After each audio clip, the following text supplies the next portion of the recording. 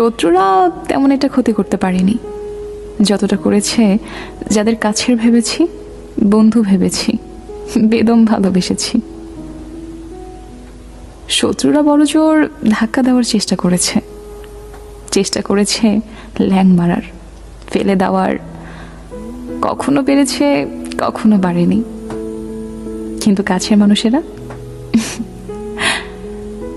তারা খুব কাছে এসেছে, বিশ্বাস অর্জন করেছে, দুর্বলতা জেনেছে, মিশেছে, তারপর কখনো আছাড় মেরে ভেঙেছে, কখনো দুমড়ে মুচড়ে ছিঁড়ে ফেলে দিয়েছে।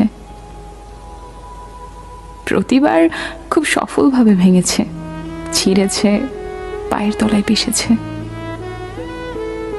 চলে যেতে যেতে এতগুলো টুকরো করে দিয়ে গেছে যে কখনো জড়িয়ে উঠতে পারিনি ঠিক করে।